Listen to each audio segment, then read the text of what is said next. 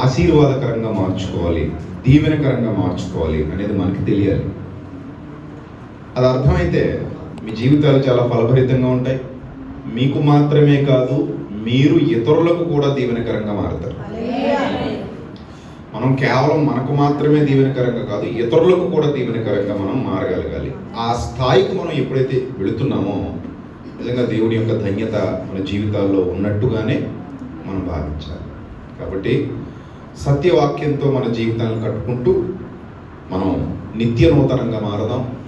పక్షిరాజు యవ్వనము కొత్తదగునట్లు మనము కూడా అలాంటి నూతనత్వాన్ని సంతరించుకుంటూ దినదినం అభివృద్ధి చెందాలి. అర్థమైందా?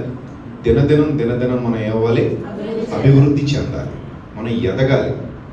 అలాంటి స్థితి దేవుడు మీ కుటుంబాలకు మీకు సమృద్ధిగా అనుగ్రహించునుగాక. ప్రార్థన చేద్దాం. తలలు వంచండి. మహాపరిశుద్ధుడా, మా కన్న తండ్రి, దయగల దేవ, కృపగల ప్రభా, మీ పవిత్ర నామానికి స్తుతులు స్తోత్రాలు చెల్లిస్తున్నాం. ప్రభా, ఈ ఉదయకాల సమయంలో ప్రభా యొక్క కువైట్ దేశంలో పిల్లలందరినీ సమకూర్చి ప్రభా నన్ను ఇక్కడకు నడిపించి నా ద్వారా మీ పిల్లలతో మాట్లాడుతున్నందుకు స్తోత్రము స్తుతి చెల్లిస్తున్నాం. ప్రభా, ఏమిచ్చి మీరు తీర్చుకోగలను తండ్రి. మీరు మమ్మల్ని ప్రేమిస్తున్న విధానం గొప్పది, మీరు మమ్మల్ని ఆదరిస్తున్న విధానం గొప్పది. ప్రభా, మీ వాగ్దానములు గొప్పవి. మమ్మల్ని విడువనని, ఎడబాయనని, మాతో కూడా నిత్యము ఉంటానని మాకు వాగ్దానం చేశారు. మేము ఏ స్థితిలో ఉన్నా, ఏ పరిస్థితిలో ఉన్నా, ఎక్కడికి వెళ్ళినా మీ కృప మమ్మల్ని ఎడబాయదు, మీ కరుణ మమ్మల్ని విడనాడదు. అలాంటి గొప్ప స్థితిలో అందరినీ నిలువబెడుతున్నందుకు స్తోత్రం తండ్రి. పిల్లల్ని చల్లగా కాపాడండి, మీ కృపలో భద్రపరచండి. ఎత్తబడుతున్నటువంటి ప్రతి మాట వారి హృదయాలలో 30 60 100 ఫలించడానికి సహాయము దయచేయమని మా కొరకు రాని ఉన్న ప్రభు అయిన క్రీస్తు పేరిట ఈ ప్రార్థన మనవులు సమర్పించి మీ వద్ద నుండి తిరిగి పరలోకపు జవాబు పొందుకుంటున్నాం మా కన్న తండ్రి. ప్రియమైన దైవజనాంగమా, మహాగణుడైన దేవుడు, మహోన్నతుడైన దేవుడు నిన్ను నన్ను ఎన్నుకొనకపోతే ఇక్కడికి మనం రాలేం. అందుకే బైబిల్ గ్రంథంలో ఎంత స్పష్టంగా వ్రాయబడిందంటే మీరు ఎన్నుకొనబడిన వారు అని వ్రాయబడింది. ఎవరట? ఎన్నుకొనబడిన వారు, ఎన్నిక చేయబడిన వారు. రెండోది పిలువబడిన వారు. మూడోది ఏర్పరచబడిన వారు. అర్థమైందా? ఎన్నిక చేయబడిన వారు, పిలువబడిన వారు, ఏర్పరచబడిన వారు. దేవుడు ఈ ప్రత్యేకమైన స్థితిలోనికి మనల్ని ఎందుకు నడిపిస్తాడు, ఈ ప్రత్యేకమైన స్థితి గుండా మనల్ని ఎందుకు తీసుకెళ్తాడు అంటే, లోకానికి తెలియని సంగతులు, దేవుని పిల్లలకు మాత్రమే తెలిసిన సంగతులు దైవ గ్రంథంలో వ్రాయబడ్డాయి. అవి లోకానికి నిజానికి తెలియవు. తెలిస్తే లోకం ఎలా ఉండదు, ఎప్పుడో ఆయన పాదాలు పట్టుకునేది.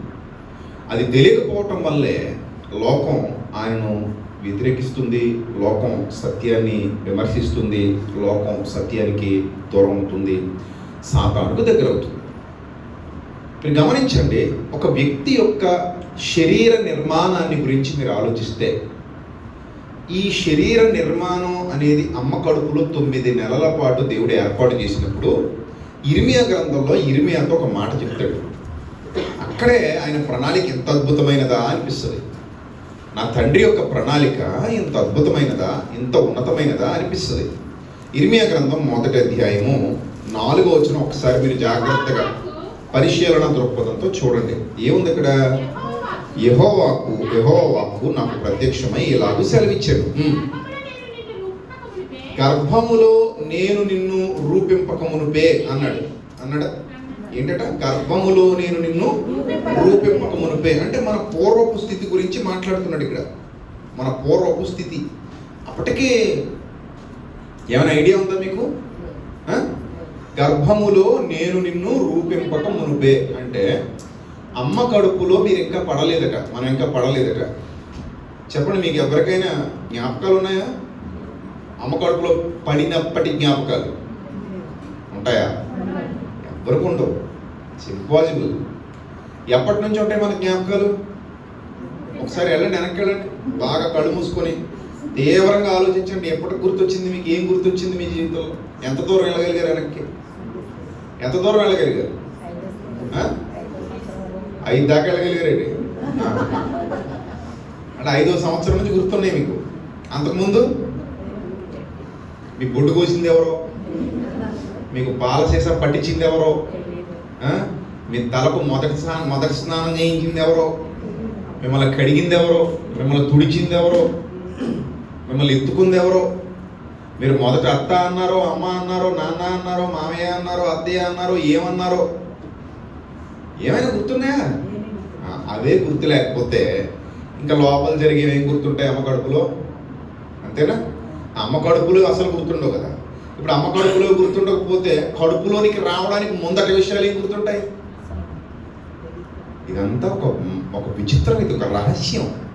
అందుకే దావీదు అంటాడు, రహస్యమందు నేను నిర్మింపబడిన రీతి, అంటే రహస్యంలో నన్ను నా దేవుడు నిర్మించాడు అని చెప్తాడు. అంత అద్భుతమైన ప్రణాళిక నీ విషయంలో దేవుడిది. ఈ ఒక్కటి ఆలోచిస్తే ఎవ్వడు అమ్మో ఈ శరీరం ఉట్టిగా నాకు ఇవ్వబడలేదు, ఏదో ఉంది ఆయన ప్రణాళిక అని అర్థం చేసుకుంటాడు తప్ప ఎలా పడితే అలా బతికేద్దాం, ఎలా పడితే అలా జీవించి దీన్ని పాడు చేసుకుందాం అని అస్సలు అనుకోడు. ప్రతి ఒక్కరికి ఇది అర్థం కావాలి. అసలు దేవుడు ఇంత ప్రణాళిక నా పట్లే ఎందుకు కలిగి ఉన్నాడు? నా పట్లే. మీరు ఎవరైనా సైన్స్ స్టూడెంట్లు ఉన్నా, మీ పిల్లలు ఏమైనా స్కూల్లో చదువుకుంటుంటే వాళ్ళని అడగండి, అమ్మా నాన్నల సంసార ధర్మం నిర్వర్తిస్తున్నప్పుడు వాళ్ళ శరీరాలు ఏకమైనప్పుడు పెళ్ళైన తర్వాత తండ్రిలో నుండి తల్లిలోనికి కొన్ని కోట్ల కణాలు బయలువెళ్ళి లోపల అండంతో ఫలదీకరణం చెందుతాయి. అప్పుడు పిండం ఏర్పడుతుంది. ఆ కోట్ల కణాలలో ఎక్స్ వై అనే క్రోమోజోములు, ఎక్స్ అనే 2 క్రోమోజోములతో కలుస్తాయి. ఎక్స్ కలిసిందనుకోండి ఆడపిల్ల పుడుతుంది, ఎక్స్ వై కలిసిందనుకోండి మగపిల్లడు పుడతాడు. మన చేతిలో ఏముండదు. అర్థమైందా? అంటే ఇన్ని కోట్ల కణాలలో ఆ లోపల ఉన్న 2 కణాలతో ఆ ఎక్స్తో ఎక్స్ మాత్రమే ఫలదీకరణం చెందాలి, లేదా వై మాత్రమే ఫలదీకరణం చెందాలి. ఈ నిర్ణయం ఎవరిది అని అంటే పూర్తిగా అయిందే. మన అమ్మది కాదు, అసలు ఆమెకి ఏమీ తెలియదు. నాన్నది కాదు, నాన్నకి అసలు ఏమీ తెలియదు. పెళ్లి చేసుకున్నాం, సంసారం చేస్తున్నాం, అంతవరకే. ఆ తర్వాత లోపల ఏం జరుగుతోంది, దేవుడు ఏం చేస్తున్నాడు అనేది ఎవరికి తెలియదు. ఇప్పుడు మీకు తెలుసా మీకు ఈ పిల్లలే పుట్టబోతున్నారని?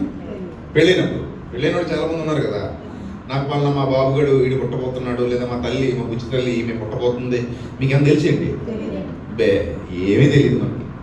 పెళ్లి చేసుకున్నాం, ఆ పెళ్ళి ఎవరిని చేసుకుంటామో కూడా తెలియదు వయసు వచ్చేది.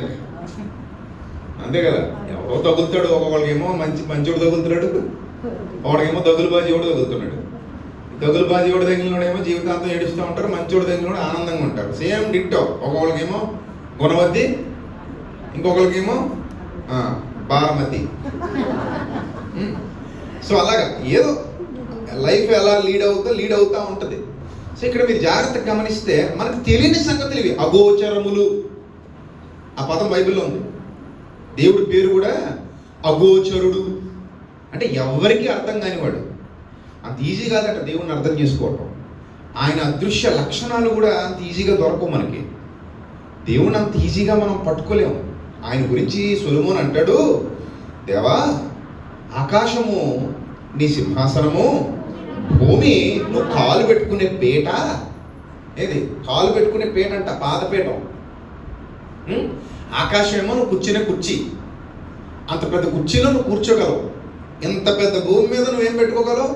కాలు పెట్టుకోగలవు. నీ రూపం అట్టా ఉంటది అన్నాడు సొలొమోను. అది కూడా ఇంకా చిన్నదే. అంత మహాశక్తి స్వరూపుడు దేవుడు అంటే, అంత మహోన్నతుడు దేవుడు అంటే, అంత గొప్ప దేవుడు ఒక మనిషిని చిన్ని చిన్ని నలుసు మనం ఈ భూమి మీద ఎంత మనం నలుసు కంటే తక్కువే. రాత్రి చూడండి, ఏదో కువైట్లో మేము బయటకు వచ్చేసరికి ఏదో పొగ తుఫాన్ లాగా, మంచు తుఫాన్ లాగా వచ్చింది. దాన్ని ఏదో తుఫాన్ అంటున్నారు వీళ్ళు, ఇసుక తుఫాన్. అదేం ఇసుకలా లేదు చూడడానికి, ఏదో దూది పింజల్లో ఉన్నాయి చిన్నవి. చూడండి, మన పల్లెల్లో, మన ఇండియాలో ఏదో కాయ ఉంటుంది, అది చిట్లిపోయింది అనుకోండి, దానికి కింద చిన్న ఎత్తనం ఉంటుంది. ఆ దూదలా ఎగురుతూ ఉంటే ఫ్లవర్స్ లాగా కింద చిన్న ఎత్తనం ఉంటుంది, అది పేరు గుర్తు రావట్లేదు నాకు. అలా ఎగురుతూ ఉంటే చూడండి పల్లెల్లో, మన పొలాల్లో కనబడుతుంటాయి అవి. సో అలాగా రాత్రి ఏదో చిన్న దూది పింజల్లాగా మొత్తం అంతా పడిపోతుంటే మాస్కులు పెట్టుకొని అమ్మో ఇది పేల్చకూడదని భయపడి నేను జోసెఫ్ రెడ్డి గారు అందరూ బయట కూర్చున్నాం. ఫస్ట్ రాత్రి 10:30 అయిపోయిన తర్వాత ఆరాధన, మన రాత్రి జరిగిన ఆరాధన అయిపోయిన తర్వాత బయట కూర్చున్నాం వాళ్ళ హోటల్ దగ్గర. బయట కూర్చుంటే ఒకసారి ఇవన్నీ పడుతున్నాయి. ఆయన వెంటనే వద్దండి లోపలికి వెళ్ళిపోదాం మంచిది కాదని యోహాన్ అన్న అందరూ కలిసి టక్ సేవకులు 2 ఉన్నారు, అందరూ లోపలికి వెళ్ళిపోయాం. ఇది పేల్చకూడదండి చాలా ప్రమాదం అని అన్నారు. ఈ ఇసుక తుఫాన్ అంటే ఎలా ఉంటుందా అనుకున్నాను నేను. అంటే అందులో మనకు కనబడుతున్న ధూళి కణాలు ఏవైతే ఉన్నాయో, ధూళి కణాలు, దేవుని దృష్టికి మన భూమి కూడా ధూళి కణం లాంటిదే. ఆకాశం నుండి ఎన్ని కోయట అంతా పడింది రాత్రి, ఎన్ని ధూళి కణాలు పడి ఉంటాయో కదా ఆ ఇసుక తుఫాన్లో. అలాంటి ఒక కణం భూమి అయితే ఇంకా అందులో నువ్వు వెతుక్కో. ఇప్పుడు ఎంత చిన్నోళ్ళమని మనం, చాలా చిన్నోళ్ళం కదా. ఇంత చిన్నోడిని పట్టుకొని దేవుడు ఏమన్నాడు, గర్భములో నేను నిన్ను ఇంకా చేయలేదు నాయన, ఇంకా చేయలేదంట. అసలు నీ ఉనికి ఇంకా స్టార్ట్ అవ్వలేదు. మన ఉనికి ఎక్కడ స్టార్ట్ అయింది? విత్తనంగా స్టార్ట్ అయ్యి మనం కూడా విత్తనాలమే, మనం కూడా లైకే విత్తనం అంతే, ఒక సీడ్ లైకే సీడ్. చిన్న ఎంత ఉంటుంది ఇప్పుడు, అమ్మ కడుపులో పిండం ఎంత ఉంటుందండి? అబార్ట్ అయిపోతుంటుంది కొంతమందికి మొదటి వారంలోనే. ఇప్పుడు అబార్షన్ జరుగుతుంటాయి. ఎంత ఉంటుంది పిండం? చిన్న రక్తపు గడ్డ. అంటే ఒకప్పుడు నువ్వు నేను కూడా ఎవరో రక్తపు ముద్దలం మనం. అంటే చిన్న విత్తనం ఇంతే ఉంటుంది. అది అలా క్రమక్రమంగా ఇదిగో ఇంత అయింది.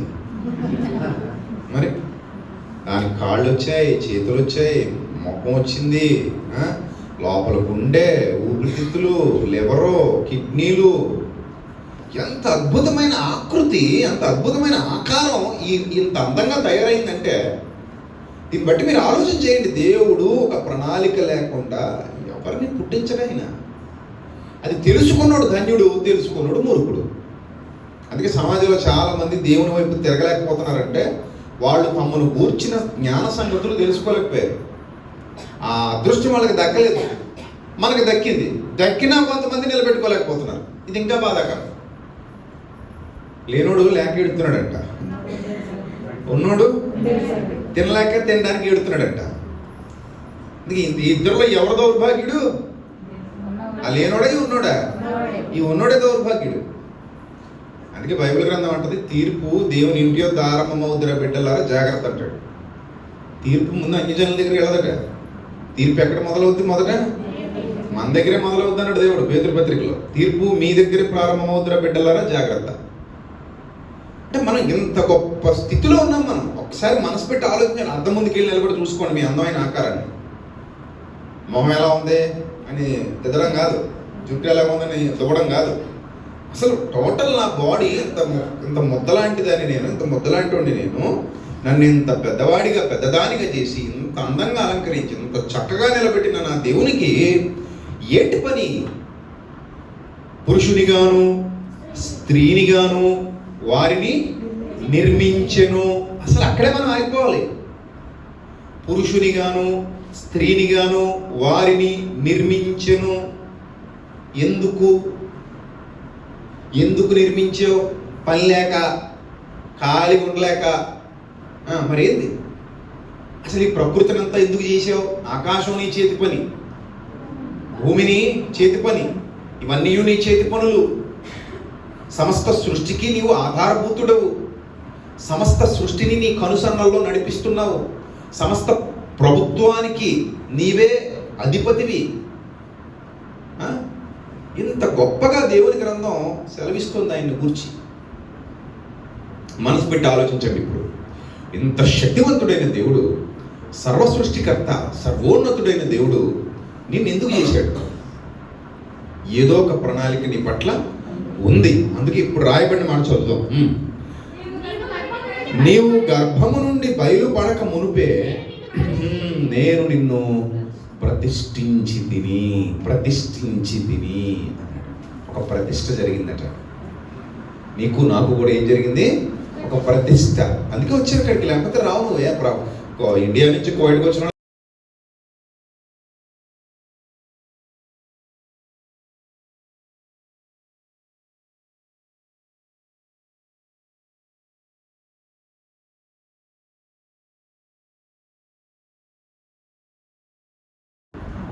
ఎందుకంటే అక్కడున్న కష్టాలు తొలగించుకుందాం, కొంచెం ఏదో 4 రూపాయలు ఎక్స్ట్రా వస్తే అక్కడున్న బాధలన్నీ తొలగిపోతే తర్వాత హాయిగా వెళ్ళిపోయి పిల్ల పాపలతో మన సొంత ఊర్లో మన బంధుమిత్రుల మధ్యలో సుఖంగా బతుకుతాం. అంతే కదా, మనకి అంతకుమించి ఆలోచనలే ఉంటాయి.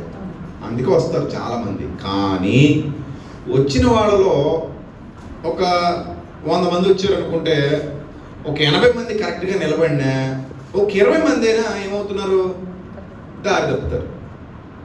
ఇక్కడికి వచ్చేసరికి దేవుడు మరిచిపోయిన వాళ్ళు ఉన్నారు, ఇక్కడికి వచ్చి లోకానికి దగ్గర అయిపోయిన వాళ్ళు ఉన్నారు, ఇక్కడికి వచ్చి శరీరాలు పాడు చేసుకున్న వాళ్ళు ఉన్నారు. ఆ మధ్య అబుదాబి వెళ్ళాను. అంటే అబుదాబి ప్రతి సంవత్సరం వెళ్తుంటాను. అక్కడ మైనర్ అన్న వాళ్ళ సంఘాలు దుబాయ్లో చాలామంది దేవుని పిల్లలు పిలుస్తూ ఉంటారు. ప్రతి సంవత్సరం డిసెంబర్కి క్రిస్మస్ టైంలో అక్కడ ఉండడం అలవాటు అయిపోయింది నాకు కూడా.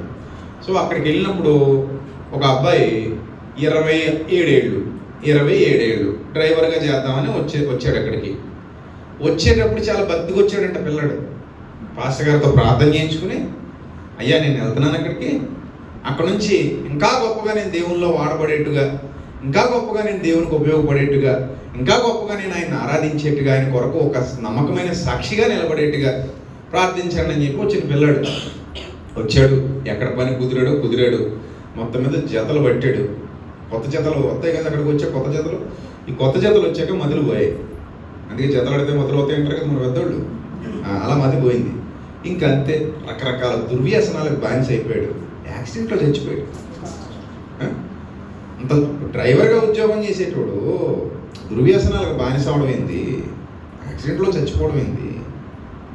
సో ఇవన్నీ చూస్తుంటే అనిపిస్తుంది, నువ్వు నీ స్థితిలో నుంచి దేవుడు నిన్ను హెచ్చించే కొలది, నీ స్థితిలో నుంచి దేవుడు నిన్ను నడిపించే కొలది మరింత ఆయనకి దగ్గర అవ్వాలి తప్ప దయ్యానికి దగ్గర అవ్వకూడదు.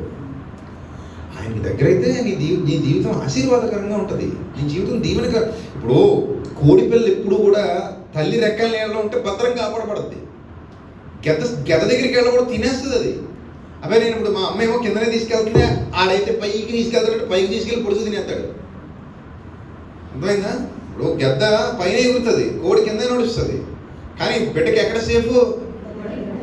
ఎగిరిపోకూడదు, అది మంచిది కాదు, జీవితం పోద్ది. అలాగా జీవితం నాశనం చేసుకున్న వాళ్ళు చాలామంది స్త్రీలు ఉన్నారు, చాలామంది పురుషులు ఉన్నారు, చాలామంది ఉన్నారు. ఒకసారి ఇజ్రాయెల్కి వెళ్ళినప్పుడు, ఇజ్రాయెల్లో కూడా నేను ఇలాంటి సంఘటన ఒకటి విన్నాను. ఇజ్రాయెల్లో నేను వాక్యం ప్రకటించడానికి వెళ్ళినప్పుడు అక్కడ కూడా ఒక చెల్లెమ్మ ఇలాగే చేజేతులారా జీవితాన్ని నాశనం చేసేస్తుంది.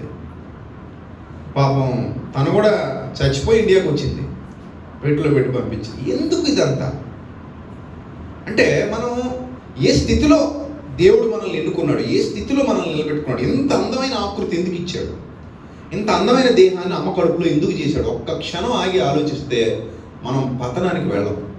ఒక్క క్షణం, ఎక్కువసేపు ఒక్క క్షణం అలాగ ఆగి, ఇంత అందమైన అరికాలు మొదలుకొని నడినెత్తి వరకు దేవుడు ఒక చక్కటి ఆకృతి చేశాడు.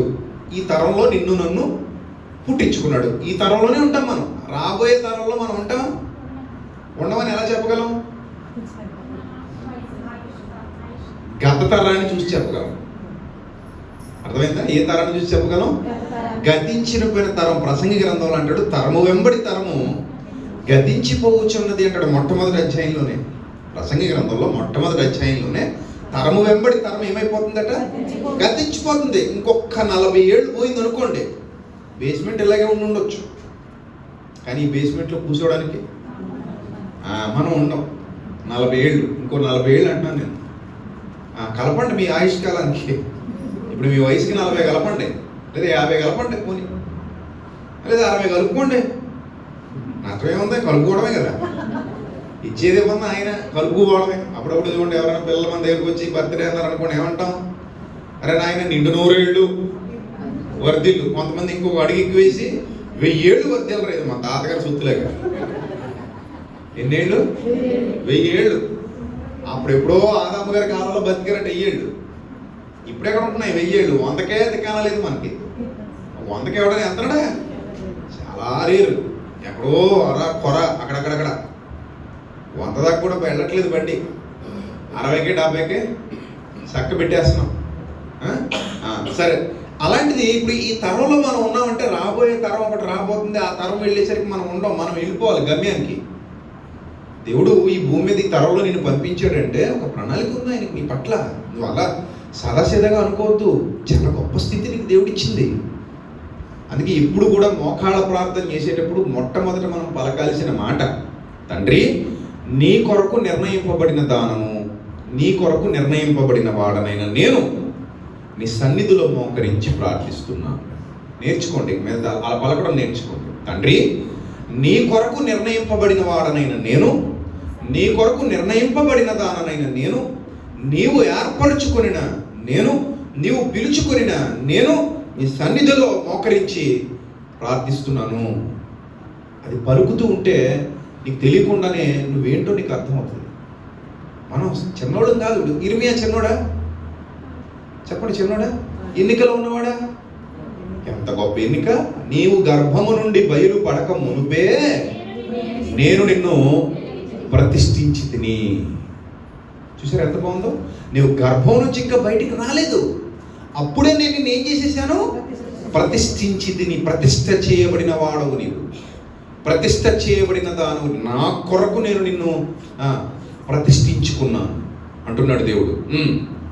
జనములకు ప్రవక్తగా నిన్ను నియమించి తిని. జనములకు ప్రవక్తగా నిన్ను నియమించి తిని. అప్పుడు ఇర్మియా గారి రియాక్షన్ ఏంటంటే, గుర్తించలేకపోయింది నా పట్ల దేవుని ప్రణాళిక ఇది అని గుర్తించలేకపోయాడు. గుర్తించలేక వెంటనే ఏమంటాడంటే, అందుకు అయ్యో ప్రభువు యెహోవా చిత్తగించుము, నేను బాలుడను, అంటే చిన్నోణ్ణి, నేను చిన్నోణ్ణి, మాటలాడుటకు నాకు శక్తి సరిపోదు అన్నాడట. అంటే దేవుని ప్రణాళికను ఇర్మియా గుర్తిస్తున్నాడా? ఇప్పుడు నీకు మాట్లాడడానికి శక్తి సరిపోకపోతే నోరెందుకు ఇచ్చాడు దేవుడు? నువ్వు బాలుడు అని ఆయనకి తెలీదా? నువ్వెందుకు నేను బాలుడని ఆయనకి చెప్తున్నావు? ఇప్పుడు దేవుడికి తెలుసా, మనిషికి తెలుసా ఎవరేం చేయగలరో?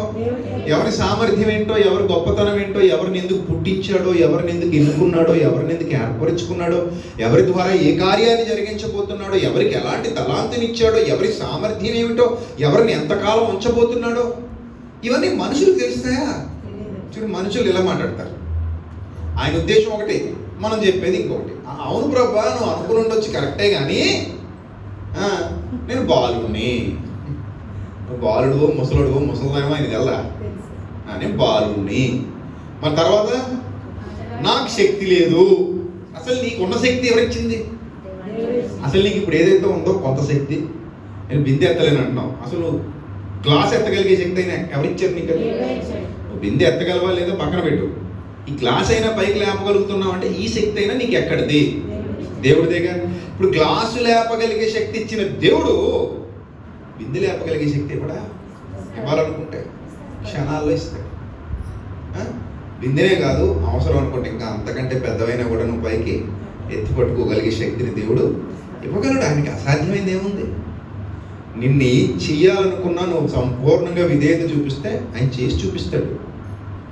అందుకే ఒక పాట రాశాను నేను, నేను ఎక్కలేనంత ఎత్తైన కొండ పైకి నన్ను ఎక్కించుము, దేవా నన్ను నడిపించుము, నీవే నాకు ఆధారము, నీవే నాకు ఆశ్రయము.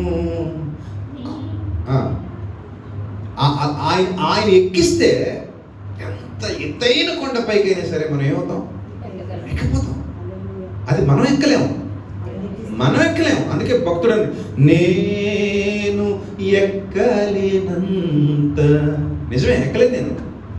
అది చాలా పెద్దది, నా సామర్థ్యానికి మించినది, నా శక్తికి మించినది. నేను అక్కడ ఏమనాలంటే, నేను ఎక్కలేను గనక నన్ను వదిలే అనకూడదు. నేను ఎక్కలేను కానీ నువ్వు తలుచుకుంటే నన్ను ఎక్కించగలవు. నేను ఎక్కలేను, నా వల్ల కాదు, నాకు అసాధ్యమే. కానీ నీకు అసాధ్యమైనది ఏదైనా గలదా? తండ్రి, నీకు అసాధ్యమైనది ఏదైనా గలదా? లేదు. నేను ఎక్కలేను, కానీ నువ్వు నన్ను ఎక్కించగలవు. అది నీ నోట్లోంచి రావాలి. ఇక్కడ భక్తుడు ఏమంటాడంటే, అయ్యో ప్రభువా యెహోవా నేను బాలుని ప్రభువా, మాట్లాడడానికి నాకు శక్తి ఎక్కడుంది ప్రభువా, నేనెంత ప్రభువా, నేనెలా ప్రభువా నీకు ఉపయోగపడగలను, నేనేం చేయగలను ప్రభువా నీకోసం, నేనేం చేయగలను తండ్రి అని అంటున్నాడు. అప్పుడు దేవుడు అంటున్నాడు, యెహోవా నాకు ఇలాగు సెలవిచ్చాను అన్నాడట. నువ్వు అనొద్దు. ఏంటది? నేను బాలుడనని నువ్వు అనొద్దు. దీన్ని బట్టి మనం ఏం నేర్చుకోవాలి? ఆయన ఏదైనా చెప్పినప్పుడు మనం వ్యతిరేకంగా అనకూడదు అనమాట. నేను ఆడదాన్ని ప్రభువా అనుకో. ఆడవాళ్లే ఈరోజు గొప్ప చక్రాలు సాధిస్తున్నారు వచ్చి, అవునా కదా? కొంతమంది భర్తలు బాధ్యత లేకుండా ఉంటారు, ఇండియాలో తిరుగుతుంటారు. ఏమయ్యా మీ ఆవిడ ఎక్కడ ఉంది? కోవిడ్కి వెళ్ళిందండి. మరి నువ్వేం చేస్తున్నావు? ఇదిగోండి లుంగిలు మోపుకుంటా ఆరుగుల మీద దేపుకుంటూ తిరుగుతున్నాను అంటారు. ఆంధ్రాలో ఉంటారు కొందరు, నేను చెప్పారు. కొంతమంది బాధ్యత కలిగిన వాళ్ళు ఉంటారు. కొంతమంది ఉంటారు చూడండి అక్కడ. మనకు తెలుసు కదా, మీకు తెలియకుండా ఏమి ఉండదు. 400 మంది ఉన్నారు అలాగా. మళ్ళీ ఫోన్ చేస్తుంటాడు, మందుకు డబ్బులు కావాలి నీ మహానుభావుడు. ఆవిడ ఇక్కడ నానా పాటలు పడి సంపాదించి ఆ పనికి మనోడికి ఇవ్వాలి. అక్కడ ఆవిడ మ్యాచ్ షాపులు చూసి తిరుగుతుంటాడు. అక్కడ కనబడుతుంటారు. 400 మంది చూశాను నేను. ఎంతమంది ఫోన్ చేసి ఏడిచారు, అన్నయ్య మేము ఇక్కడికి వచ్చి నానా పాటలు పడుతున్నాం, తింటూ బాధలు పడుతూ చాకరీలు చేసుకుంటూ బతుకుతుంటే దరిద్రుడు అన్నయ్య నమ్మించి పంపించాను, బ్యాంకులో కడతానన్నాడు, పిల్ల పేరు అప్పుడు ఇల్లు అడుగుతుంటే డబ్బులు లేవంటున్నాడు అన్నయ్య అని ఏడ్చిందో చెల్లెమ్మ. 5 సంవత్సరాల కష్టం తినేసాడని. ఇంకా అలాంటి దరిద్రుల్ని ఇంకా అసలు ఏమనగలం? ఇంకా అది ఒక్కతో కొంకరని ఇంకా బతుకులు మారవయి. ఇంకా అదంతే, ఆ జీవితాలు ఉంటాయి అలాగా. సో అలాగా మనం ఎన్ని బాధలు పడి ఇక్కడ చాలామంది ఆడవాళ్ళు కూడా కష్టపడుతున్నారు. అందుకే నేను ఆడదాన్ని అని అనొద్దు. ఆడవాళ్ళు కూడా సాధించగలిగే విజయాలు బోలుడు. నేను ముసలివాడిని అనొద్దు. ముసలి వాళ్ళని కూడా దేవుడు ఎన్నుకున్నాడా? కొన్ని సందర్భాల్లో వాడుకున్నాడు కదా. దావీదు అంటాడు, నేను ముసలివాడిని అయ్యాక కూడా నిన్ను గురించి మాట్లాడతానంటాడు. సేవకులందరూ వృద్ధులైపోయినా కూడా ఇంకా సేవలో వాడబడతారు. వృద్ధురాలైన సేవకులు ఉన్నారు, సేవకురాళ్ళు ఉన్నారు, వృద్ధులుగా ఉన్న సంఘ పెద్దలు ఉన్నారు, వృద్ధులుగా ఉండి పరిచర్య చేస్తున్నటువంటి వాళ్ళు ఉన్నారు. మనం చెయ్యాలి అన్న ఆసక్తి ఉంటే వృద్ధురాలివా, ఆడవాళ్ళ, మగవాళ్ళ అదేం ఉండదు. నీ దేవుడు నిన్ను ఎందుకు ఎన్నుకున్నాడో ఆ పరిచర్యలో, ఆ ప్రణాళికలో ముందుకు వెళ్ళిపోతావు అంతే. అది ఆయన చేయించుకుంటాడు. ఇక్కడ స్త్రీ అని పురుషుడని ఏ భేదము లేదన్నాడు. అందుకే స్త్రీ అని పురుషుడని ఏ భేదము లేదు, మీరందరూ క్రీస్తునందు ఏకమై ఉన్నారు అన్నాడు. సంఘం క్రీస్తునందు ఏమైందట? ఏకమై ఉంది. కాబట్టి అనకూడదట నేను బాలుడను అనొద్దు. ఇంకేమనొద్దు నువ్వు? నేను బాలుడను అనొద్దు. నేను నిన్ను పంపు వారందరి యొద్దకు నీవు పోవలెను. అర్థమైందా? దేవుడు పంపిస్తాడట. ఏమో ఎవరిని ఎప్పుడు ఎక్కడికి ఎలా పంపిస్తాడో. అసలు నేను ఇక్కడికి వచ్చేంత వరకు నేను ఈ సంవత్సరం కోవిడ్కి వస్తానని కూడా నాకు తెలియదు. అంతే కదా. ఆలోచన దేవుడు ఎవరికో పుట్టిస్తాడు. అదిగో వీళ్ళ పుట్టించాడు. వీళ్ళతో కూడా నాకు ఏదో అరాకొర పరిచయం అంతే, అంతా ఎక్కువ డీప్ పరిచయాలు లేవు. ఎప్పుడో వచ్చాను నేను, 9 ఏళ్ళు అయిపోతే కోవిడ్కి వచ్చాను. సో మళ్ళీ ఇప్పుడు రావడం అంటే దేవుని ప్రణాళిక అది. ఈ 10 రోజుల్లో ఎవరో లోపాలు సరిదిద్దాలనుకుంటున్నాడు అనమాట దేవుడు. ఎవరినో సరిదిద్దాలనుకుంటున్నాడు, ఎవరికో ఏదో నేర్పించాలనుకుంటున్నాడు. అందుకే ఆయన సేవకుల్ని పంపిస్తుంటాడు. వారి ద్వారా కొన్ని సంగతులు తెలియజేస్తాడు. అప్పుడు వాళ్ళు గ్రహించి, ఓ నా తండ్రి నాతో మాట్లాడుతున్నాడు, ఆయన స్వరాన్ని, మెల్లనైన ఆయన స్వరాన్ని నేను సేవకుడి ద్వారా వినగలిగాను, గుర్తించగలిగిన వెంటనే సెట్ అయిపోతారు. వాక్యం సరిదిద్దలేంది ఏదైనా ఉంటుందా? పొలం వంకర పొయ్యి తీర్చాలట, విశ్వాసం వంకర వాక్యం తీర్చాలంటాను నేను. విశ్వాసం కూడా అప్పుడప్పుడు వంకరలు వస్తుంటాయి. కొంచెం ఎదిగిపోయాక వంకరలు వస్తుంటాయి, కొంచెం డబ్బులు వచ్చాక వంకరలు వస్తుంటాయి, కొంచెం అన్నీ బాగుంటే వంకరలు వస్తుంటాయి, 10 మంది వెనకాల ఉంటే వంకర వచ్చేస్తుంటుంది. విశ్వాసి వంకర ఎవరు తీర్చాలి? మరి వాక్యం తీర్చాలి. అందుకే అంటాడు, నాయనా జాగ్రత్త జాగ్రత్త, తాను నిలుచున్నానని తలంచుకునేవాడు పడిపోకుండానట్లు జాగ్రత్తగా చూసుకొనవలెను అంటాడు కొరింథీ పత్రికలో. మనకి అప్పుడప్పుడు వంకరలు వచ్చేస్తుంటాయి. సెట్ చేస్తాడు ఆయన, సెట్ చేసి నడిపిస్తాడు. ఒక్కోసారి దెబ్బ పడుతుంటుంది, సెట్ అయిపోతుంటాం. చిన్న దెబ్బ అలా అనబడింది అనుకోండి, వెంటనే సెట్ అయిపోతాం. అయ్యో ప్రభువా అంటాం అన్నమాట.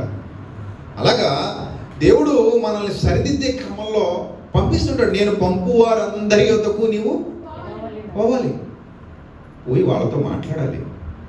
మన పరిచర్య అంతా కూడా మాటతోనే. దైవవాక్యం అంటేనే వాక్ అంటేనే ఏంటి? మాట, శబ్దం, దేవుని మాట.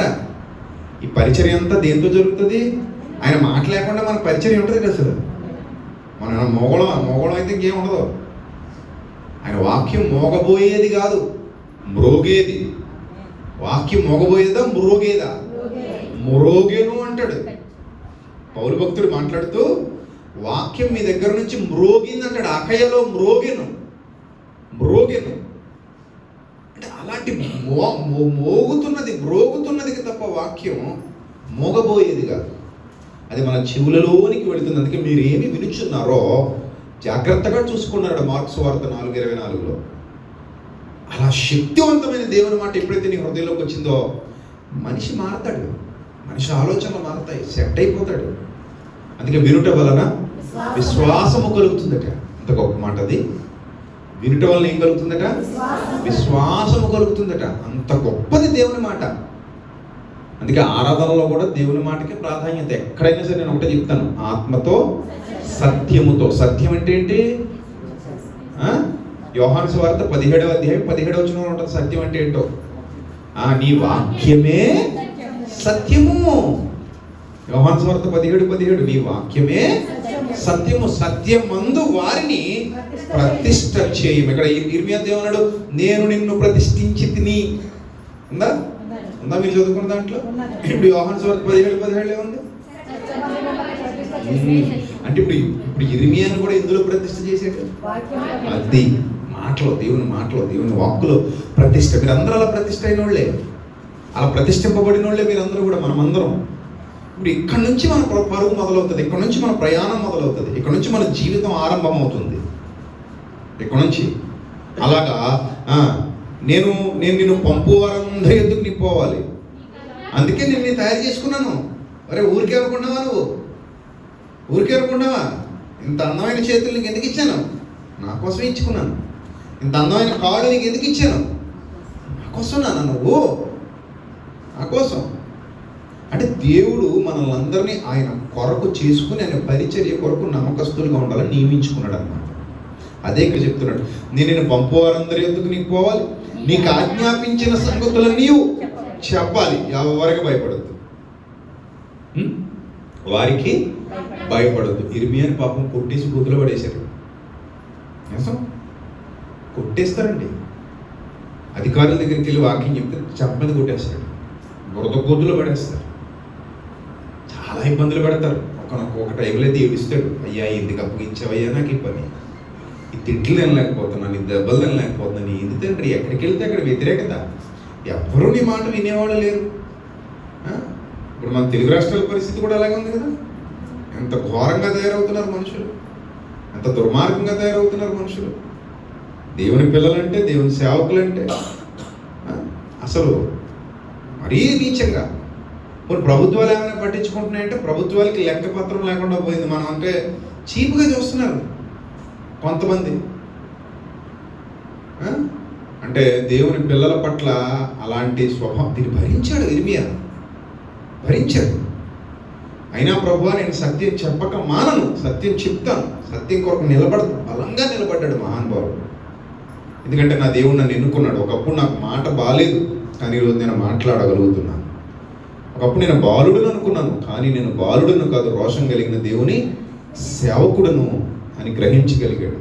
మరి నా ప్రియ దైవ జనాంగమ, మీరు ఎప్పుడు గ్రహిస్తారు? మీరు గ్రహిస్తే ధన్యులు. అర్థమైందా? ఎప్పుడు కూడా మనం దేవుడు పిలిచినప్పుడు వంకలు చెప్పకూడదు, దేవుడు ఏర్పాటు చేసుకున్నప్పుడు వంకలు చెప్పకూడదు, దేవుడు బతకమన్నప్పుడు నేను బతకలేనని అనకూడదు, దేవుడు నడవమన్నప్పుడు నేను నడవలేనని అనకూడదు. ఆయన నడిపించుకుంటాడు నిన్నేం వదిలేడు ఆయన లిఫ్ట్ లాంటి. ఇప్పుడు కారు మనం లేపలేం, జాకీ పెడితే ఏమవుద్ది? జాకీ పెద్దదా కారు పెద్దదా కదా? జాకీ ఎంత ఉంటుంది? దాని కింద పెట్టి తిప్పితే ఏమవుద్ది? అలా లేచిపోతుంది పైకి. అలాగే దేవుడు కూడా కనబడి నీ కంటికి, కానీ నిన్ను ఎక్కడికైనా ఏం చేయగలడు? నడిపించగలడు. ఏ స్థితిలో అయినా ఉంచగలడు. రాజులను శాసించాలంటే నీ ద్వారా శాసింపజేయగలడు, అధికారులను శాసించాలంటే శాసింపజేయగలడు. ఆయన సమర్థుడు, గొప్పవాడు. ఆయన ఉన్నతమైన స్థితిలోకి మనల్ని తీసుకుని వెళ్ళబోతున్నాడు. కొంచెం సమయం పడుతుంది, ఓపికగా ఎదురు చూడాలి, ప్రార్థించాలి.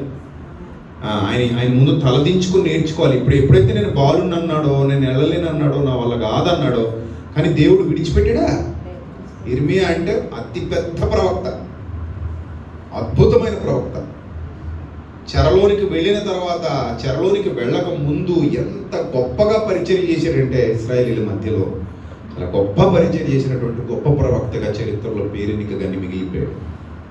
ఏమో నీలో అలాంటి స్థితి ఉందేమో, నాలో అలాంటి స్థితి ఉందేమో గుర్తించాలి. నేను ఇక్కడే ఆగిపోతానంటే అవ్వదు, నా వల్ల ఏమవుతుందంటే అవ్వదు. మనం అలా ఆలోచించినప్పుడే దేవుడి శక్తి మన మీదకి వస్తుంది, ఆయన అభిషేకం మనలో పనిచేస్తుంది. ఆయన మనల్ని అనేక జనములకు ఉపయోగపడే దేవుని ప్రతినిధిగా మార్చేస్తాడు. చూడండి, ఒక మనిషి ఎన్నుకొనబడితే దేవుని ప్రతినిధిగా మారుతాడు, అనేక మందికి ఉపయోగపడే ఒక గొప్ప సాధనంగా మారిపోతాడు. అది దేవుని ప్రణాళిక, ప్రేమైన దేవుని సంఘం.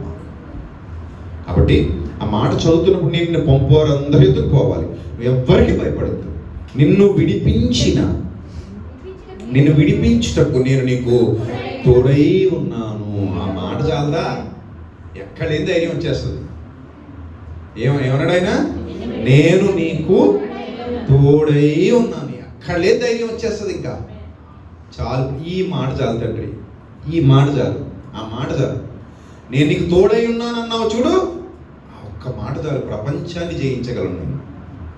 నీవు నాకు తోడై ఉంటే ప్రపంచాన్ని జయించగలను నేను, ఏదైనా సాధించగలను నేను, ఎంత కష్టాన్నైనా ఎదుర్కోగలను, ఎంత శోధనైనా తట్టుకోగలను, ఎంత శ్రమనైనా భరించగలను, నీ నామ మహిమార్థమై జీవించగలను.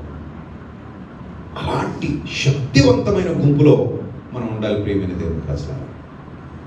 ఎప్పుడు కూడా నేను ఎంతండి, నా బతికెంతండి, నా తల మీద రూపాయి పెడితే పావలా కూడా మారనండి, ఈ పిచ్చి మాటలు మాట్లాడు. అర్థమైందా? అన్నారు ఎప్పుడైనా అలాగా? అంటారు. ఎందుకంటే అంటారు, నేనెంతండి, నా బతికెంతండి, పనికి మాల బతికండి, అది విలువ లేనిదండి, విలువ లేని ఉండండి, ధూళునండి, ప్యాన్ అండి, పురుగునండి, చెత్త మాటలు మాడతారు. నువ్వేం పనికిరాని దానివి కాదు, పనికిరానివి కాదు. ఎందుకు కాదు? ఇదంతా విన్న తర్వాత మనకు అర్థమైంది. నేను బాలుణ్ణి, మోస కూడా అలాగంటే నేను నత్తోడిని, నోటి మాంజ్యం నాకు, నువ్వు పంపు వారినే పంపు, నువ్వు పంపదాల్చిన వారినే పంపు, నన్నెందుకు పంపుతానంటున్నావు, నన్నెందుకు నిలబడమంటున్నావు, నన్ను వదిలే బాబయ్య అంటాడు మహానుభావుడు. అప్పుడు ఆయన అంటాడు, నాయనా నాకు నువ్వే కావాలి, నాకు నువ్వే కావాలి, అందుకే నిన్ను చేసుకున్నాను, అందుకే నిన్ను పిలుచుకున్నాను, అందుకే నిన్ను ఏర్పరచుకున్నాను, నువ్వే కావాలి, నువ్వే కావాలి నాయన అంటే, అబ్బాబా నన్నెందుకు ప్రభా, నత్తోడి ప్రభా, మా అన్నని పంపంటాడు, లేదా మా అహరోని పంపంటాడు, నాకు వద్దురా నాయన, నువ్వే కావాలి నాకు. చూసారా? అది ఎప్పుడు కూడా మనం మన కంటితో చూడకూడదు, ఆయన కంటితో చూడాలి. మన ఆలోచనతో కదా ఆయన. అందుకే మీ తలంపులు వంటివి నా తలంపులు కావు, మీ తలంపులన్నీ ఎక్కడెక్కడ తిరుగుతాయి, ఆయన తలంపులు అక్కడెక్కడో ఉంటాయంట. అంత గొప్పగా ఆయన చూడగలడు, చాలా చిన్నగా మనం ఆలోచిస్తాం. కాబట్టి ఎప్పుడు మిమ్మల్ని మీరు తక్కువ చేసుకోవద్దు. ఒక్క మాట చెప్తాను, మీ శరీరంలో ఒక్క అవయవాన్ని ఈ ప్రపంచంలో ఎవరైనా తయారు చేయగలుగుతున్నారా? దేవుడు చేశాడు, నీకు ఒక అద్భుతమైన యూనిక్ పర్సనాలిటీ ఇచ్చాడు. You are unique. యూనిక్ అంటే నీలా నువ్వు మాత్రమే ఉంటావు, ఇంకెవరుండరు. అందుకే పక్కోళ్ళతో పోల్చుకోక. ఆవిడ ముక్కు చూసావా, ఆవిడ కళ్ళు చూసావా, ఆవిడ పెదాలు చూసావా, ఆవిడ హైట్ చూసావా, అతని హైట్ చూసావా, ఎవడి హైట్ వాడిది నీకు రాదు, నీది వాడికి. నీ ముక్కు నీదే యూనిక్, నీ కళ్ళు నీవే యూనిక్, నీ శరీరం నీదే యూనిక్, నీ ఫేస్ నీదే యూనిక్. నీకు లేక 10 మంది ఉన్నారనుకో, సచ్చి ఊరుకుంటావు. తర్వాత ఆడేదైనా పనికి పని చేస్తే నేను తీసుకెళ్ళి లోపల ఆడేస్తారు. అందుకని ఇప్పుడు అది ఆ కోరుకోకూడదు. నాకులాగే ఇంకో 10 మంది ఉండాలి. ఇక్కడ మనిషిని పోలిన మనుషులట 7 సోది మాట. ఇది ఇంటర్నెట్ ప్రపంచం వచ్చేసింది. ఇప్పుడు ప్రపంచం అంతా ఇంటర్నెట్లోకి వచ్చేసింది. మనిషిని పోలిన మనుషులు 7 ఉంటే దొరకకుండా ఉంటారా? మనకంటే పర్లేదు, సెలబ్రిటీలకి పెద్ద తలకైపోతుంది. అంతే కదా మరి. వాళ్ళ రెమ్యూనరేషన్ ఏంటి? ఇప్పుడు చిరంజీవి ఉన్నాడు, కోట్లు ఇస్తారు ఆయనకి. 7 చిరంజీవులు ఉంటాయి, ఈయన పైన అయినట్టేనే.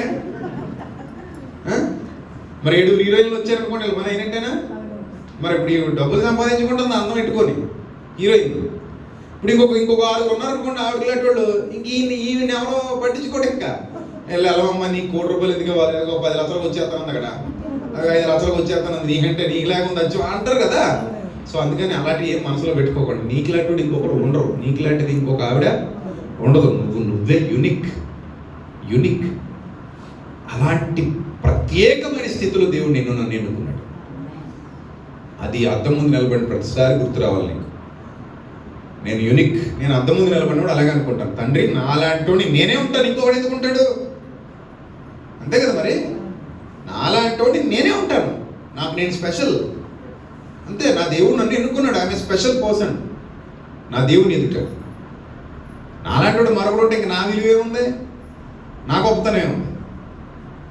అలాగే నీలాంటి వాళ్ళు మరొకళ్ళు ఉండరు. నువ్వే you are a unique person, you are a special person.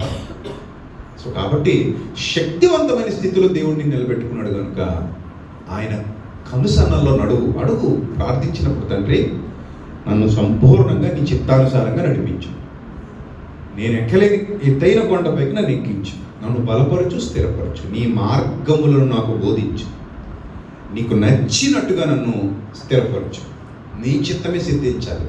నేను బ్రతికినంత కాలం నీ మహిమార్థమే బ్రతకాలి, నీ నామ ఘనత కొరకు బ్రతకాలి, భక్తిపరుడుగా బ్రతకాలి, భక్తిపరురాలుగా బ్రతకాలి, నా దేవుని సాక్ష్యాన్ని మోసుకొని తిరిగే ఒక ఫలభరితమైన సాధనంగా నిలబడాలి, నా వల్ల నా తండ్రి చిత్తం నెరవేర్చబడాలి. అప్పుడు నేను మట్టిలోకి వెళ్ళాలి. అర్థమైందా? నేను అలాగే వెళ్ళాలి, మట్టిలోకి సంతృప్తిగా వెళ్ళాలి. జననం కంటే మరణం గొప్పదండి. మనం మరణానికి భయపడతాం, కానీ ఇప్పుడు గుర్తుపెట్టుకోండి, జననం గొప్పది కాదు, మరణమే గొప్పది. అందుకే బైబిల్ అంటుంది కార్యారంభము కంటే, అంటే జననం కంటే మరణమే మేలు, మరణమే మేలు. ఒకని జన్మదినము కంటే ఏది మేలు? మరి భయపడతాం. మరణం అనేసరికి ఎందుకు భయం? మనకి అస్సలు భయపడకండి. ఎలా ఉండాలో తెలుసా? ప్రభువా, నా జననాన్ని ఇంత అందంగా డిజైన్ చేసావు కదా, నా మరణాన్ని కూడా నువ్వే డిజైన్ చేయాలి. మరణం అంటే ఒక్క మాటలో చెప్పనా? మరణము అంటే ఒక్క మాటలో చెప్పనా అర్థం ఏంటో? దేవుని సన్నిధికి చేరే సమయము. ఎంత బాగుంది, బాగుందా బాగుందా? అప్పుడప్పుడు కొంతమంది వస్తారు, ఏమండి పలానా దేశం వెళ్దాం అనుకుంటానండి, కొంచెం అది అయ్యేలా ప్రార్థన చేయండి, ఏదో ప్రార్థన చేయండి బాబు, బొంబాయి వెళ్తున్నానండి, అది ఇంకోటికి వెళ్తున్నానండి, అక్కడికి ఇంటర్వ్యూ ఉందండి, ఎక్కడ ఇంటర్వ్యూ. దానికి అంత ఇప్పుడు కువైట్ వచ్చేస్తే ప్రార్థన చేయండి, కువైట్ వెళ్దాం అనుకుంటున్నాను, ప్రార్థన చేయండి ఇజ్రాయెల్ వెళ్దాం అనుకుంటున్నాను, ఆ ప్రార్థన చేయాలి దుబాయ్ వెళ్దాం, ప్రార్థన చేయండి అమెరికా వెళ్దాం. ఇప్పుడు ప్రార్థన చేస్తే అక్కడికి వెళ్తానంటున్నాం, అక్కడికి వెళ్తే బాగుంటుందనేగా. ఇప్పుడు మరణం తర్వాత ఎక్కడికి వెళ్తావు? అక్కడ ఇంకోటి కూడా ఉంటే తర్వాత మాట్లాడుకున్నాం. మరి అదే మరి అది కూడా గుర్తుపెట్టుకోండి. మరణం తర్వాత దేవుడి దగ్గరికి వెళ్తాం అని అంటే అలా బతికితే వెళ్తావు, అలా బతకపోతే అక్కడికి వెళ్ళావు, ఇంకో బస్సు ఎక్కేస్తావు. మరి అంతే కదా. మరి నువ్వు కొనుక్కున్న టికెట్ బట్టే ఉంటుంది. ఈ టికెట్ కొనుక్కుని ఆ టికెట్కి ఎక్కేస్తానంటే అవ్వదు. నీ దగ్గర ఏ టికెట్ ఉంటే ఆ ఫ్లైట్ ఎక్కుతావు. ఇతిహాద్ కొనుక్కుంటే ఇతిహాద్ ఎక్కుతావు, ఇండిగో కొనుక్కుంటే ఇండిగో ఎక్కుతావు. ఇండిగో కొనుక్కుని ఇతిహాద్ ఎక్కేస్తానంటే అబ్బే రానివాడు, బయటకు పొమ్మంటాడు. నీ టికెట్ లేదు తల్లి, నీ టికెట్ ఇది కాదు, ఇంకోటి చూసుకో అంటాడు. అలాగా రెండే దారులని పాట ఉంటుంది కదా మనకి. ఆ దారిలో ఏ దారిలో వెళ్తామో ఆ దారిలో పోతావు. సో కాబట్టి మరణం తర్వాత జీవితం అయితే బాగుంటుంది. అది దేవుడు ఇవ్వబోతున్నాడు. నువ్వు నీ పని ముగించు, నీ పరిచర్య ముగించు. దేవుడిని ఎన్నుకున్నాడు, ఇచ్చించుకుంటాడు. బలంగా నిలబడు, శక్తివంతంగా నిలబడు. నిన్ను నువ్వు ఎప్పుడు తగ్గించుకోకు. ఈరోజు మొదలు అర్థమైందా? నేనేం బాగుంటానక్క అనకు. ఒకవేళ నేనేం బాగుంటాను అన్నావు అంటే ఎవరు అన్నట్టు? నువ్వు నన్ను ఎలా ఎందుకు చేసావు అన్నట్టు, అంతేనా? రూపింపబడినది రూపించిన వానితో నన్ను ఎందుకు ఎలాగో చేసేవారు అనొచ్చా? అనకూడదు. కొంతమంది నల్లగా ఉంటారండి. నల్లగా ఉంటే మనుషులు కదండి, తెల్లగా ఉన్నోళ్ళే మనుషులే, వాళ్ళదే నా ప్రపంచం. నల్లగా ఉన్నోళ్ళు మనుషులు కదా అన్ని. వాళ్ళు చూడండి, వాళ్ళు ఎవరు ఇథియోపియాళ్ళు, మీకంటే కట్టుకుంటారు వాళ్ళు. ఆ ముందు ఎందుకు పనికి వస్తాం మనం? కట్టుకుంటారుండరా, ఒక తోపు తోపితే ఎక్కడ పడిపోతాం మళ్ళీ. మరి అలా వాళ్ళు తట్టుకోగలుగుతారు అన్నింటికి. ఈ ఎండలో ఎడారిలో తిరగాలంటే వాళ్ళే తిరగాలి, మనం అక్కడ తిరుగుతాం. వాడుకొని పువ్వులు అయిపోతాం సాయంత్రానికి, మళ్ళీ ఇసుకలో పెడేస్తాను ఏ తమ్ముడు. అది వాళ్ళు అనుకో అసలు పడితే పడే ఎంత ఎండబడినా తుడిచిపోతుంది, అలా ఉంటారు వాళ్ళు. కాబట్టి ఎవడి యూనిక్నెస్ ఆడితే శక్తి పడతారు. నిన్ను తక్కువ చేసుకోవద్దు, వాడిని అసలు తక్కువ చేయొద్దు.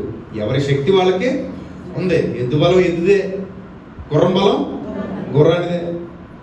దాంతే దేవుడు అందరినీ ఒక ప్రత్యేకమైన పరిస్థితిలో రూపించాడు. అందరినీ అలాగే ఎన్నుకున్నాడు, అందరినీ అలాగే వాడుకుంటాడు. కాబట్టి ఈ రోజు మొదలుకొని ఏనాడు కూడా నేను ఎందుకు పనికిరాని వాడిని, నేను ఎందుకు పనికిరాని అనొద్దు. నేను దేవుని కొరకు నియమింపబడిన వాడను. బాగుంది కదా? చెప్పండి సార్, అందరూ చెప్పండి. సూపర్, ఎంత బాగుందన్నమాట. అది ఎప్పటికప్పుడు మీతో చెప్పుకోండి. ఐఎమ్ ఏ యూనిక్ పర్సన్ అని చెప్పుకోండి. అంతే తప్ప పురుగుని ప్రభా, ఫ్యాన్ ప్రభా, గాలి ప్రభా, ధూళి ప్రభా ఎంతకాలం అంటాం అలాగ అన్నావాడినే ఒప్పుకున్నాడు దేవుడు. పురుగు వంటి వాడును, నీ సన్నిధిలో ఒక్క మారు మాట్లాడుతూ తెగిస్తున్నాను అని ఆయన అంటే, ఈయనేమంటాడు తెలుసా? నువ్వు విశ్వాసులకు తండ్రివే. మనిషి మాటకి దేవుడి మాటకి అంత తేడా. మనం దాన్ని ఫాలో అవుతాం తప్ప దీన్ని ఫాలో అవుతాం. మనిషి చెప్పిందని ఇప్పటికీ ఫాలో అవుతాం. అంటే అబ్రహాం ఇలాగ అన్నాడు కదండి, యాకోబు ఇలాగ అన్నాడు కదండి, దావీదు అలాగ అన్నాడు కదండి అన్నారు. దేవుడు ఒప్పుకోలేదు. నిజమేనా నాయన, నువ్వు పేడలేటుడివే, నువ్వు పేడ పురుగులేటుడివే, నువ్వు పనికిరానుడివే అని అన్నాడే ఆయన. అండు నువ్వు విశ్వాసులకు తండ్రివి, ఈ తరములో నా ఎదుట నీవే నీతిమంతుడివి, ఇతడు నా ఉద్దేశములను నీవు నెరవేర్చిన వాడు, ఇతడు నా ఇష్టానుసారుడైన. ఇంత గొప్పగా దేవుడు మాట్లాడుతుంటే మీరు అక్కడికి రాలేదు. చూశారు ఎక్కడాగారు? వాళ్ళు చేసిన తప్పుడు స్టేట్మెంట్ల దగ్గర ఆగి మీకు కూడా ఆపాదించుకుంటున్నారు. ఆయన అన్నాడు కదండి మరి పురుగునని, నేను పురుగునే. ఆయన అన్నాడు కదండి ధూళ్ళని, నేను ధూళ్ళనే. ఆయన అన్నాడు కదండి ఎందుకు పనికిరాను అని, నేను ఎందుకు పనికిరాను దాన్నే.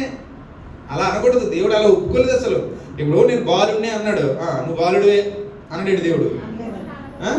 అన్నాడా? మరి ఏమన్నాడు ఆయన? అనకరా నాయన, నాకు శక్తి లేదు అనకలాగా. నువ్వంటే ఎలా కుదురు? నేను చెప్పాలి, అది నువ్వు చెప్పకూడదు. నేను చెప్తున్నాను నువ్వు యూనిక్ పర్సన్ అని, నేను చెప్తున్నాను నేను ఎన్నుకున్నాను, నేను చెప్తున్నాను నేను వాడుకుంటాను. కనుక ప్రియమైన దేవుని ప్రజలుగా మీరు ఆయన చిత్తం ఎరిగిన వారుగా ఉంటే మరింత దీవించబడతారు, మరింత ఆశీర్వదింపబడతారు. మీ దీవెన మీకు మాత్రమే కదా అనేకులకు వ్యాపిస్తుంది. మీ ఆశీర్వాదం మీకు మాత్రమే కదా అనేకులకు విస్తరిస్తుంది. అట్టి స్థితి దేవుడు నీకు, నీ కుటుంబానికి, నీ సంఘానికి సమృద్ధిగా అనుగ్రహించునుగాక. తలను వచ్చండి, ప్రార్థన చేద్దాం. మహాపరిశుద్ధుడైన మా కన్న తండ్రి, మహోన్నతుడు, ఇంతవరకు మీ పిల్లలతో సూటిగా మాట్లాడినందుకు స్తోత్రం తండ్రి. ప్రభా, పిల్లల హృదయాల్లో ఉన్న ప్రతి విధమైన ఆలోచన మీకు అనుకూలంగా మార్చుకోండి. ఇక్కడ ఉన్నంతకాలం మీ పిల్లలను బలపరచండి, మీ సత్యంలో నడిపించండి. ఇండియాకి క్షేమంగా తిరిగి రావాలి ప్రభా. ఇండియాలో ప్రభా వీరు ఫలవంతులుగా, ఫలభరితమైన స్థితిలో నిలబడాలి. మరి కుటుంబాలని జ్ఞాపకం చేసుకోండి, విడిచి వచ్చిన వారి పిల్లల్ని జ్ఞాపకం చేసుకోండి. మీ సహాయము, మీ సన్నిధి కాంతి ఎల్లప్పుడూ తోడుగా ఉంచండి. అవును ప్రభా, మేము మమ్మల్ని తక్కువ చేసుకోవడానికి మేము మీ పిల్లలం ప్రభా. మీరు మమ్మల్ని ఎన్నుకున్నారు. లోకం ఏమనుకున్నప్పటికీ మీరు మమ్మల్ని విడువరు, ఎడబాయరు తండ్రి. అలాగే ఇక్కడ ఉన్న అక్క చెల్లెమ్మల్ని, అన్నదమ్ములు అందరినీ దీవించండి, సంఘాన్ని దీవించండి, సేవకుల్ని దీవించండి, ఐపీసీ సంఘాలన్నింటినీ ఆశీర్వదించండి, బలమైన స్థితిలో నిలబెట్టమని. రాత్రికి జరగబోయే సభను కూడా ఘనంగా జరిపించమని. ఇక మీదట జరగబోతున్న ఆరాధనలన్నింటిలో మీరు నాతో కూడా ఉండమని వేడుకుంటూ యేసు నామములో ప్రార్థన మనం అడుగుచున్నాం మా కన్న తండ్రి. God bless you, I love you all. Thank you. దేవుడు మిమ్మల్ని బహుగా దీవించి ఆశీర్వదించుగాక. Thank you. God bless you. Hallelujah, hallelujah. ఇప్పుడు చెప్పండి, మనం ఎవరు? చెప్పాలి గట్టిగాని, ధైర్యంగా చెప్పాలి. రాజులైన యాజక సమూహం. హల్లెలూయా. పరిశుద్ధాత్మ దేవుడు ఇంతవరకు అన్నగారి ద్వారా ఎన్నో అద్భుతమైన విషయాలు, చాలా సందర్భాల్లో మనం కూడా అధైర్యపడుతూ ఉంటాం. చాలామంది నిరాశలోకి వెళ్ళిపోతూ ఉంటాం. ఎందుకు నా బ్రతుకు అని అనుకుంటూ ఉంటాం ఉన్నటువంటి పరిస్థితులను బట్టి. కానీ ఈరోజు విజయప్రసాద్ రెడ్డి అన్నగారి ద్వారా దేవుడు మనందరితో మాట్లాడాడు. భయపడవద్దు. హల్లెలూయా అని అన్నాడు. ఇర్మియాను ఎన్నుకున్నటువంటి దేవుడు మనల్ని ఎన్నుకోలేదండి.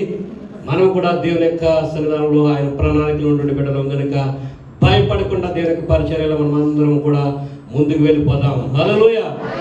సమయంలో మన యొక్క చిన్ని సంఘాన్ని ఉదయకాల సమయంలో దర్శించి చక్కటి వర్తమానంతో మనందరినీ కూడా బలపరిచినటువంటి విజయప్రసాద్ రెడ్డి అన్న గారికి ఐపీసీ చర్చ తరపున ప్రత్యేక వందనాలు తెలియజేస్తున్నాను. అందరూ గట్టిగా చెప్పలు కొడుతూ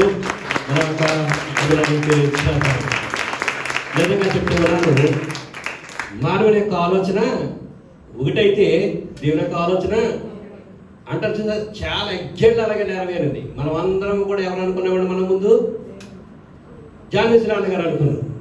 అయితే దేవుడు ఏమన్నాడంటే నా ప్రణాళిక విజయప్రసాద్ రెడ్డి అన్న. హల్లెలూయా, దేవుడికి మేము కలిగిన కాక చాలా సంతోషం అన్న.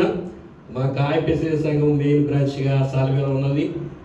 మా పాస్టర్ గారు చిన్న సంఘం ఇక్కడ బ్రాంచ్ ఏర్పాటు చేసి ఇద్దరు సేవకులుగా నన్ను, అలాగే ముల్లెట్టి శ్రీని గారు, రెండయ్య గారు ఎదరికి ఏర్పాటు చేసి ఇక్కడ పరిచర్య జరిగిస్తూ ఉన్నారు. మేము నూతన ఆత్మల కోసం ఎదురు చూస్తూ ఉన్నాం. పరిచర్యల నిమిత్తం ప్రార్థన చేయండి. చక్కటి సెక్రటరీ గారు మాకున్నారు, లీడర్స్ వారి కుటుంబాలు చక్కటి పరిచర్య చేస్తూ ఉన్నారు. దేవుని సన్నిధానంలో రాబోయే కాలంలో ఆ యొక్క సంఘంలో అనేకమైనటువంటి నూతన ఆత్మలతో నింపబడాలని మేము ప్రార్థిస్తున్నాం. మీరు కూడా ఆ యొక్క సంఘం కోసం ప్రార్థన చేయాలని మనం చేస్తూ ఉన్నాం. దేవుని సన్నిధానంలో ఈ యొక్క రాత్రికాల సమయంలో, ఈ యొక్క ఉదయకాల సమయంలో 1 గంటకి అన్న మళ్ళీ మన యొక్క మెయిన్ సంఘంలో వర్తమానాన్ని అందించబోతూ ఉన్నాం. సాల్మియా వీళ్ళ అక్కడికి రాగలిగినటువంటి వాళ్ళందరూ కూడా అక్కడికి వచ్చేసేయండి. ఈ యొక్క ఆరాధన అయిన తర్వాత తిరిగి ఈ యొక్క రాత్రికాల సమయంలో యేసయ్య దీవెన మహోత్సవాలు 2వ రోజు ఐపీసీ సంఘ 10వ యానివర్సరీ ఈ రోజు అద్భుతంగా జరగబోతూ ఉంది. చక్కటి వాక్య సందేశాన్ని అన్నగారు అందించబోతూ ఉన్నారు. మీ యొక్క బంధువులకు, స్నేహితులకు తెలియచేయండి. ఈ యొక్క ఆరాధన 6 గంటలకే మనం ప్రారంభం చేసుకోబోతున్నాం. ఈ యొక్క రాత్రికాల సమయంలో ఈ యొక్క విషయాన్ని గమనించి త్వరగా ఈ యొక్క పనులు ముగించుకుని రాత్రికాల సమయంలో త్వరగా రావాలని మనం చేస్తూ ఉన్నాం. ఈ యొక్క సమయంలో అందరూ కూడా లేచి నిలబడదాం. దేవుని యొక్క మహాకృపను బట్టి ఈ యొక్క ఆరాధన ఇంటి రీతిగా చక్కగా జరగడానికి దేవుడు మనందరినీ కూడా జ్ఞాపకం చేసుకునే విధానాన్ని బట్టి దేవుని మహిమ చెల్లిస్తూ ఉన్నారు. కానుకలు సమర్పించుకుందాం. ప్రభు యొక్క పరిచర్యను ప్రేమించి కానుకలు సమర్పించాలని మనం చేస్తూ ఉన్నాను. ఎవరైనా ప్రత్యేకమైనటువంటి కానుకలు యొక్క సంఘాన్ని ప్రోత్సహించాలనుకుంటే ఈ యొక్క ప్రత్యేకమైన కానుకలు కవర్లో పెట్టేవ్వండి. మీ కొరకు దైవ సేవకులు ప్రార్థించబోతూ ఉన్నారు. ఈ యొక్క సమయంలో సహోదరి సుమ వచ్చి ఒక ప్రత్యేకమైన పాట పాడుతూ ఉండగా కానుకలు సమర్పణ జరిపించుకుందాం.